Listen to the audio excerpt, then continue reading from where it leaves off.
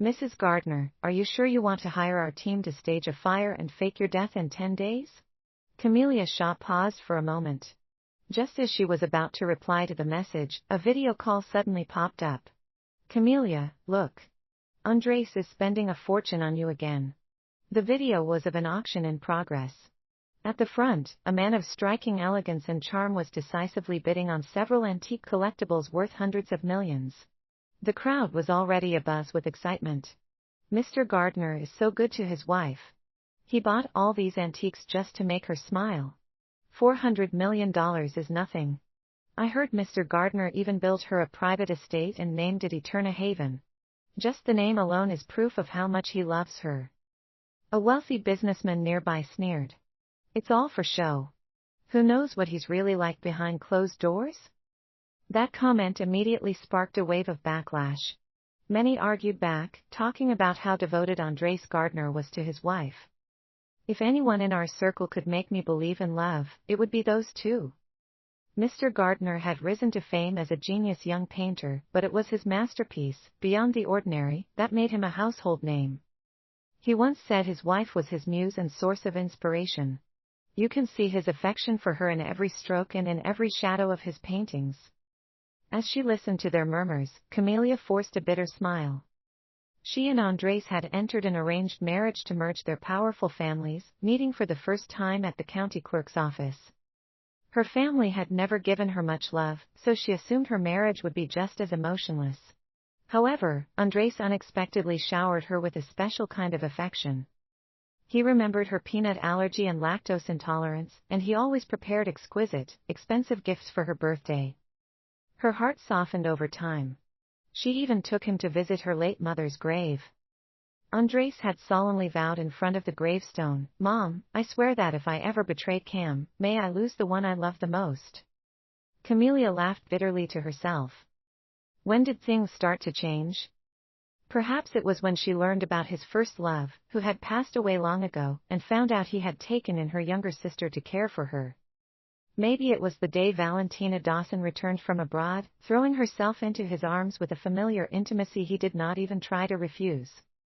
Perhaps it was the faint lipstick stains on his shirt and the barely visible bite marks on his collarbone. That was when Camellia could no longer lie to herself. "Mr. Gardner, can you tell us if these are birthday gifts for Mrs. Gardner?" The question from the video snapped her back to the present. Andres' clear and steady voice rang out from the phone. "No, these are just small trinkets. I've prepared something far better for her birthday." This response drew envious gasps from the wealthy socialites watching. As Camellia prepared to end the call, she caught fragments of teasing voices in the background. "Andres, are you really planning to throw a grand wedding for Camellia in 10 days? Of course. Anything to do with Camellia is a top priority. Make sure it's perfect." "Understood. So, should we invite her to Val's celebration tomorrow night?" "No need. Don't let her find out." After that, Camellia could not hear anything else that Andres said. She hung up the call, staring at the message asking for her final decision. Slowly but firmly, she typed out her reply. "I'm sure." Not long after, Andres rushed home, looking travel-worn. Camellia wobbled slightly when she stood up, perhaps because she had not eaten all day, but Andres firmly caught her. "You didn't eat properly again today, did you?" he asked, his eyes full of concern as he gently scooped her into his arms. As they drew close, the sweet, cloying scent of fruit filled the air. Camellia never used perfume, so it was obvious who the scent belonged to. "What are you thinking, baby?" Andres teased while tapping her nose affectionately. Camelia's sharp eyes caught a faint red lipstick stain on his finger. On the second day of their marriage, Andres had secretly tattooed a camellia on his ring finger. He had told her that the ring finger had a blood vessel that led directly to the heart. This was a symbol of their shared bond and how she would always be connected to his heart, but that spot now bore a mark that did not belong to her. A dull pain rose in her chest. It was heavy and piercing, like a sharp blade chiseling away bit by bit. "Are you starving yourself so much you've lost your brain cells?" Andres joked, kissing her forehead lightly before asking Eva Longford to serve the food that had been kept warm for dinner. Andres used to cook for her himself every day.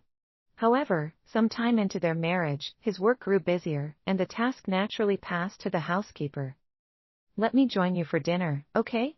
Skipping meals can really mess up your stomach," he said while carefully setting her down on a dining chair and placing the utensils by her hand. Then, he washed his hands and began peeling apples for her. "Okay," Camellia murmured, swallowing the bitterness in her heart and eating the food he placed on her plate in small bites. They had not been eating for long when Andre's phone began ringing incessantly. He glanced at the caller ID and frowned slightly before wiping his hands and stepping aside to take the call. When he returned, his expression was frantic. "Cam, something came up at the studio. I have to go handle it. Don't wait up for me tonight. You should go to bed early." He grabbed the antiques he had bought earlier. He promised to get her something even better another day and left in a rush. Once the meal was completely cold, Camellia finally stood up and went upstairs. As soon as she lay down, she scrolled through Valentina's latest post on social media. "I only had a low fever, but my boyfriend insisted on taking care of me. He even made me a table full of delicious food. Do you know how special a meal made for you by a loved one is?" The accompanying picture showed a close-up of a man in an apron cutting vegetables. As a rising name in the art world, Valentina had tens of thousands of followers on her account. The post caused a stir among her fans. "So this is the senior of hers with a 9-figure insurance policy on his right hand that Val mentioned. Where can I find a man like this? Can the government issue one to everyone, please?" Camellia stared at the hands in the photo and thought of Andre's promises. Her heart felt like it was being torn apart, leaving it shattered and unrecognizable. "That's nothing. Our Mr. Gardner is the gold standard for a devoted husband." Someone had uploaded a video of the auction from earlier that day, and the buzz quickly overtook Valentina's post. "Damn, he really spoils his wife. $400 million. That's enough to buy my entire life hundreds of times over. Oh my God. Has anyone not been overwhelmed by Mr. Gardner's love for his wife yet? When his wife had a car accident and was scared, he risked his life to make sure he was the first person she saw when she woke up. Mr. Gardner is like a saint in our elite circle. He still wears the rosary beads Camellia gave him, perfectly polished from years of use. He never takes them off." Valentina's fans went quiet under the video. Compared to Andre's public displays of devotion, a single meal could not measure up. However, a newly registered user suddenly posted 3 photos. One showed the transfer of ownership for an Aurelia winery, another depicted a necklace worth $200 million called the Heart of the Ocean, and the last featured Valentina holding car keys while sitting on the hood of a Ferrari. The user captioned it, "If someone else has it, our Val can't be without it." Fans exploded in praise, calling her senior powerful and declaring him on par with Andres.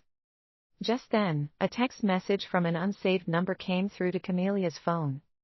"You absolutely can't miss the celebration my senior is throwing for me tomorrow night." Though she did not say anything, Camellia could almost hear Valentina's smugness. The message ended with the address of the venue. 742, Ocean Middle Road, Camellia Street. It was the restaurant where Camellia and Andres had their first meal together. He had promised her it would always remain closed to the public, so it would belong only to the two of them. Camellia stared at the address until her eyes stung. Her hand slipped, and the phone dropped onto her face. The sharp pain from the impact pushed her over the edge, and the tears she had been holding back spilled silently into the darkness. Andres did not return home all night. Camellia ended up sitting alone in the empty living room, waiting from early morning until noon. Her phone buzzed with a social media notification. Renowned artist Andres Gardner stands in support of his junior. What a deep camaraderie between peers. Camellia let out a bitter laugh. Of course he did. She stopped waiting and went alone to visit her mother's grave. She bought a bouquet of lisianthus on her way over. At the cemetery, she carefully cleaned her mother's tombstone, placed the flowers in front of it, and leaned gently against the stone. It was as if she was trying to feel the warmth of her mother's embrace. Andres returned home late at night. Just as he was about to ask why Camellia had not gone to bed yet, he noticed a bundle of lisianthus peeking out of her bag. It suddenly hit him that today was her mother's death anniversary. Panic flashed across his face. Baby, I'm so sorry. I've been so busy today that I completely forgot. It's all my fault, he stammered, cupping her face and instinctively stroking the beauty mark at the corner of her eye. Camellia noticed the faint trace of a lipstick mark on his hairline just behind his ear. She gently pushed him away, her voice calm as she said, "It's fine." Trying to ease the tension, Andres suggested, "How about we have an artist paint a portrait of us tomorrow? Once it's done, we can take a photo with it and place it at your mother's grave to give her peace of mind." Camellia wanted to refuse, but Andres was insistent, so she reluctantly agreed. The next morning at 10, the artist he had arranged for arrived. "Nice to meet you, Cam. I'm Valentina Dawson, Andres Jr." Seeing Valentina, Andres' face betrayed a flicker of unease. Clearly, she was not the artist he had called. "Mr. Wilson had something come up, so I'm filling in for him," Valentina explained, her gaze sweeping over Camellia with a faint, inscrutable smile. "Has anyone ever told you that you look a lot like my sister, Cam?" she asked. "My sister had a beauty mark in the exact same spot as yours. The only difference is that hers was real, while yours is drawn on." The room fell silent. Andres' expression darkened as he snapped, "Val, that's enough. No one is more important to me than Camellia," he said firmly. Valentina blinked in surprise, then playfully stuck out her tongue at him. "All right. I was just joking." She hooked one arm around Camelia's and led her toward the studio. With her other hand, she reached behind, tracing lazy circles on Andres' palm. Her gaze was sultry and inviting. "Andres, you're standing all wrong," she complained moments after starting the painting. Setting her brush down, she stood up and walked over to him. She caressed his face with one hand while the other trailed down his chest. Her fingers brushed over his Adam's apple, then came to rest on his shoulder. Leaning in close, she breathed warm air into his ear. "Why so tense, Andres?" His eyes darkened instantly. Camellia caught a glimpse of their interaction from the corner of her eye. Pain stabbed through her chest, and she forced herself to look away. Barely a few minutes later, Valentina suggested that Camelia's pose was not intimate enough. "Let me show you how it's done, Cam," she said with a sly smile. She pushed Camellia aside and tugged Andres forward by his tie. Her full figure pressed against his chest as her thumb brushed deliberately over the corner of his lips. Finally, she left a bold kiss on his mouth. Turning to Camellia, she tilted her head with a brazen expression. "Do you get it now, Cam?" When he saw Camelia's reaction, Andres quickly explained, "In the art world, we're a bit more uninhibited." Camellia said nothing, merely clenching her trembling hands to keep herself composed. She excused herself to the bathroom, needing to escape. When she returned, muffled sounds from inside the room made her stop in her tracks. "Andres, no. You're going to ruin me," a woman's voice purred breathlessly. As she peeked inside, Camellia saw Valentina with one leg wrapped around Andres' lean waist. Her back was pressed against the windowsill, and she was moving in rhythm with him. Andres' eyes burned with passion as he kissed her fiercely. "You came all the way to my house. Wasn't this what you wanted?" he growled. Camellia collapsed at the doorway of the studio, tears streaming down her face. She thought she was strong enough to endure anything, but witnessing this scene shattered her heart. She did not know how much time passed before she heard the rustling sound of clothes being put on from inside the room. Andres came to the bathroom looking for her and froze when he saw her red, swollen eyes. "Baby, why are you crying?" he asked. Camellia shook her head. "It's nothing. I accidentally got soap in my eyes." He let out a sigh of relief and playfully pinched her cheek. "You're still such a little troublemaker," he teased. When the painting was nearly finished, Andres was called away by his agent. With him gone, Valentina dropped the act entirely. "I know you saw it, Cam. Well, what can you do about it? Andres seems to love me more than you." She unbuttoned her shirt, revealing bruises on her skin. "When's the last time you were with him? Was it as passionate as just now? Can you even satisfy him?"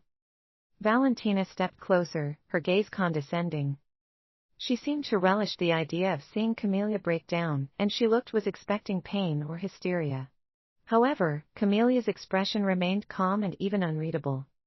Underneath, her heart was shattered into countless pieces, leaving her barely able to breathe. After Valentina left, Camelia wandered aimlessly back to the studio. She suddenly felt an overwhelming urge to look at the paintings. Without turning on the light, she stumbled up to the third floor. She ended up twisting her ankle in the dark. Even so, the sharp pain from her ankle was nothing compared to the ache in her heart.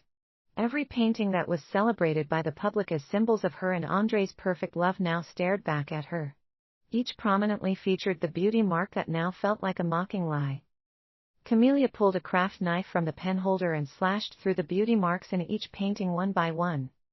With every cut, she severed another piece of the beautiful memory she once shared with Andrés. When Andrés returned home, Camelia had already freshened up and was lying in bed, ready to sleep. He barged into the bedroom, carrying a keyboard from his study in one hand and takeout from her favorite restaurant in the other. Without hesitation, he dropped the keyboard onto the floor, knelt on it, and faced her. "Honey, I know what happened today upset you. I've already reprimanded Val," he said earnestly. "I only think of her as a younger sister. She's still immature and doesn't know any better. As for her sister, that ended a long time ago. Besides, she's not even here anymore. If you don't like it, I swear I won't see her again. But no matter how angry you are, please don't ruin your health by skipping meals." The man who had been utterly consumed with Valentina earlier that day was now kneeling humbly before her, his tone desperate and full of affection. It was as if he could not live without her. For a moment, Camelia could not tell which version of Andrés was real. If he loved her so much, how could he forget the vows he once made? If he loved her so much, why did he betray her? As Andrés passed a dish toward her, he accidentally creased a page in the book lying on the bedside table. Camelia glanced over, and he casually smoothed it out and closed the book. "I fixed it. Now, eat," he said with a smile. The familiar aroma of the dish wafted from the bowl. Camelia took a few bites before saying, "But once a page is creased, it can never be perfectly smooth again." Andrés, who was already sensitive about the day, tensed at her words. He knew it carried a deeper meaning. "Then I'll buy a new book. It'll be as good as new," he said, his bright eyes fixed on her. It was like his entire world revolved around her. "I'd pluck the stars from the sky for you if you asked." Camelia stayed silent, swallowing the words she wanted to say. Even if he had bought a new one, it would only be a replacement, it would no longer be the same book. She understood this truth, and he should have understood it even more. The two spent the night in silence. Over the next few days, perhaps out of guilt, Andrés canceled all his work and stayed glued to Camelia's side. One day, he accompanied her to restore artifacts, buying a few antique treasures worth millions. The next day, he took her shopping and bought her an entire collection of the season's limited edition items. The day after, he somehow got his hands on a pink Rolls-Royce Cullinan, parking it dramatically at the entrance of Eterna Haven in the city center as a grand gesture of love. This display led to a wave of online ridicule, with netizens mocking Andrés for being wrapped around his wife's finger. Andrés posted a self-deprecating tweet with a picture of himself kneeling on a keyboard. "I made my wife mad. How do I fix this if nothing works?" Only then did people realize Andrés' predicament, with many pleading for Camelia to forgive him. With 2 days left until Camelia's birthday, she still had things to take care of. Seeing Andrés' desperate efforts, she decided to go along with it and let the matter drop. Andrés was overjoyed, lifting her in his arms and spinning her around several times. "Baby, I love you more than anything in this life. You're my only love." On the way to dinner, Andrés received several phone calls. The number flashing on the screen was one Camelia knew well, Valentina's. He declined the calls 4 times before finally receiving a message. When he opened it, a single glance made his expression falter.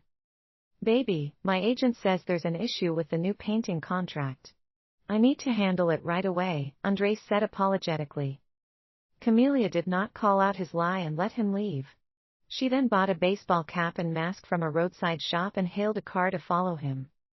She trailed him into a mall and all the way to her once favorite bridal boutique. The dressing room curtain opened, and there stood Valentina, radiant in the wedding dress Camelia had loved most. "Do I look beautiful, Andres?" Valentina asked. She reached out, her hand sliding from Andres' shoulder, tracing his Adam's apple, and stopping just shy of his lips in a teasing caress. Andres' eyes darkened. He cupped her face and kissed her deeply. Both of them were breathless by the time they pulled apart. Valentina curled into Andres' chest, tracing lazy circles on it with her finger. "Andres, if Cam finds out I wore this dress first, she'll probably lose it," she murmured. Andres' breathing grew heavier as he pulled her into the dressing room and drew the curtain shut. "She won't know. I owe you a wedding, and it's my fault you've been wronged," he replied. "Today, you're my most beautiful bride."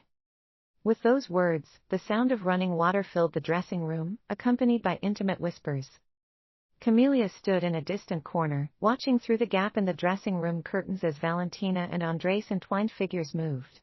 Her heart twisted in unbearable pain. Her stomach churned violently, and she could not suppress the urge to dry heave. Her entire body was now convulsing uncontrollably. Tears streamed down her face, draining all her strength. She collapsed onto the floor, feeling utterly spent. As she turned to leave, she did not get to see the satisfied smile on Valentina's face inside the dressing room.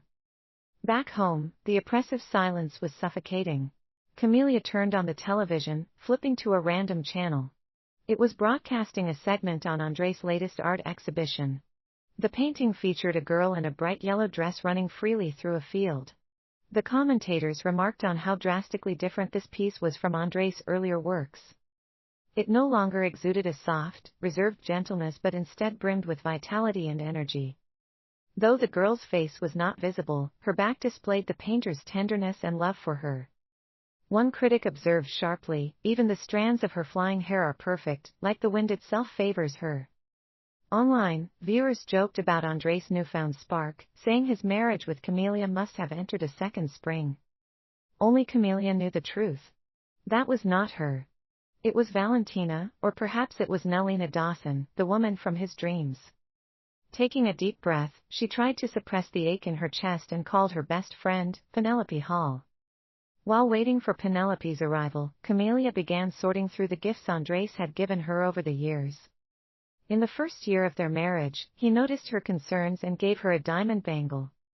"I've locked you in for this lifetime. You belong to me now, so don't even think about leaving," he had said. In their second year, he noticed how much she missed her mother and folded her a jar of wishing stars. "When you miss your mom, open one. No matter where I am or what time it is, I'll come back to make your wish come true. This life might be long, but I'll always be here with you." Camelia began unwrapping the stars one by one. Plant a little tree. Adopt a corgi. Grow old together. She picked up her phone, snapped a picture of one of the stars, and sent it to Andres. Her phone screen remained dark. There was no response from him. Half an hour later, a package arrived. It was the painting Valentina had made for them that day. However, instead of depicting the two of them sitting side by side, the image showed two entangled figures of Andres and Valentina in bed. Something cold slid down Camelia's cheek. She raised her hand to wipe it away and realized her face was already soaked with tears. In a daze, she placed the painting with all of Andres' other works in the studio. Then, she gathered every gift he had ever given her into a box, carried it into the yard, and set it ablaze. Later, Penelope would recall the moment she saw Camelia that day. She felt as if Camelia was on the verge of breaking into pieces. Penelope walked over and held her close without saying a word, letting Camelia lean on her silently. After a long while, once Camelia calmed down, she made another request. "Help me arrange a funeral. But Andres must not attend it. Only then, reveal the truth about my death to him." Camelia handed Penelope an envelope containing evidence of Valentina's relentless provocations over the past few months. Penelope glanced through it and nodded firmly while suppressing her anger. Once everything was set, it was already late at night. That day, Andres quietly slipped into the house at 2 a.m. Seeing Camelia still awake did not surprise him. He approached her like a child with a prize, his eyes brimming with excitement. "I knew you'd still be up. I was too busy earlier to check my messages, but look, I'm here to make your wish come true. He moved the small tea table by the window to the bed, fetched 2 bowls, and divided the seafood boil he had brought home into portions. The wish on the paper star Camelia had sent to Andres earlier in the day was to eat her favorite food with him. For some reason, Camelia's mind wandered back to the first time they went to that seafood restaurant together. It might have been Andres' first time eating at a small roadside restaurant.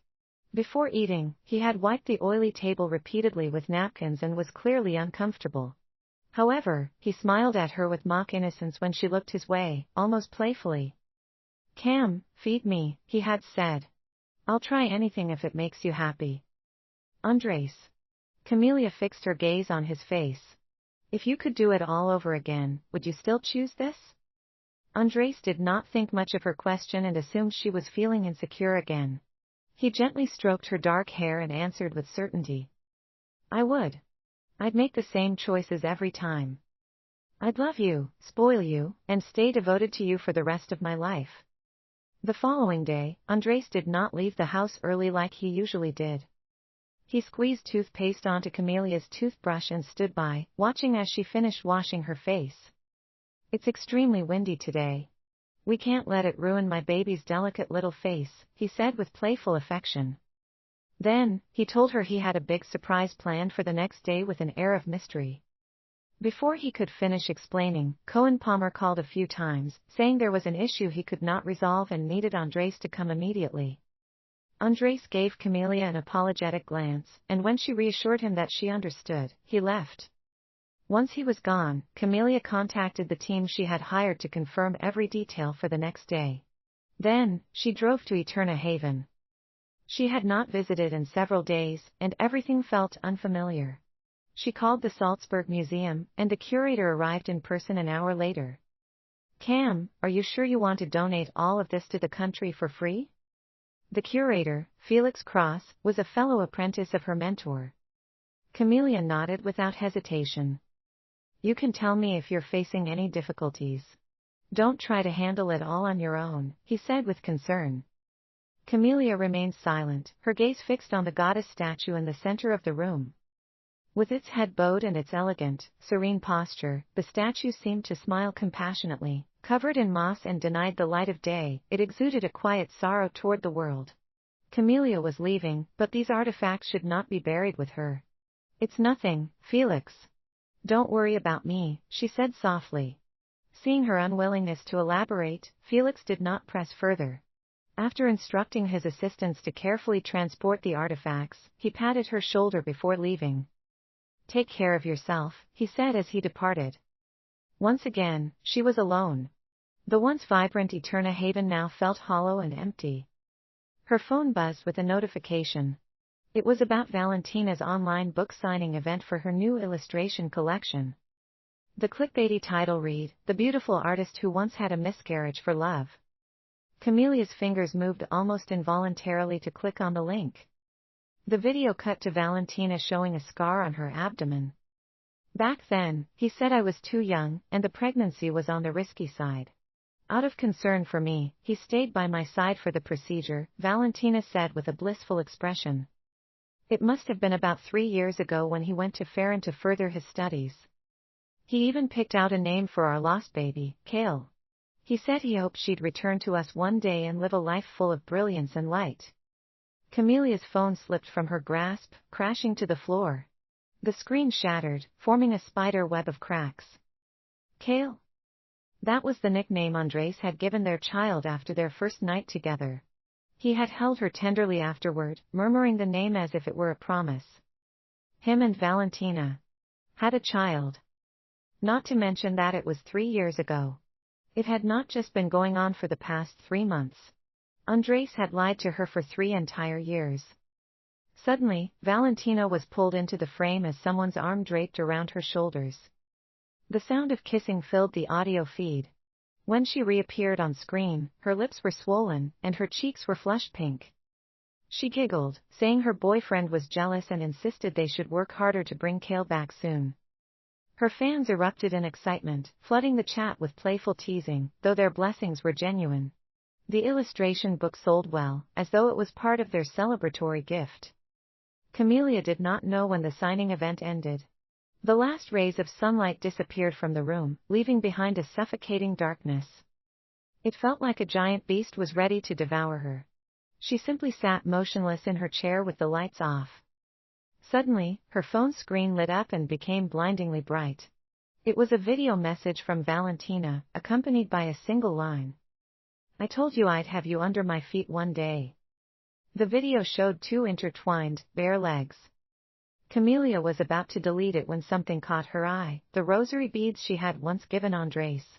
She had it blessed for him, but now they were wrapped around Valentina's ankle. The beads that were slightly large for her looped around her ankle twice.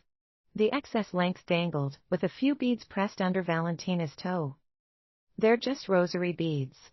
If you want them, they're yours." Andres' voice in the video sounded indifferent and dismissive. Camelia's mind flashed back to the day Andres received the beads. "Cam, I'll always keep these with me, even in death," he had promised. The color drained from Camelia's face. She wanted to cry and let out all the pain, but no tears came. The light in her eyes had faded completely. Late at night, as the world slept, no one noticed when Eterna Haven went up in roaring flames. Andres was up early the next morning, preparing for the day. He had just arrived at quaint hotel and finished tidying up when Cohen burst in, pale and clutching at his phone. "Andres. Something terrible has happened." Before Cohen could continue, Andres' phone rang. He held up a finger to silence him and answered the call. As he listened, his gaze shifted to Cohen's phone, where an image stopped him cold. The once familiar pink Cullinan was now charred black, surrounded by the smoldering remains of Eterna Haven. Smoke billowed from the scene, and a stretcher held a body covered by a white sheet nearby. The voice on the phone interrupted his thoughts. "Hello, is this Mr. Andres Gardner?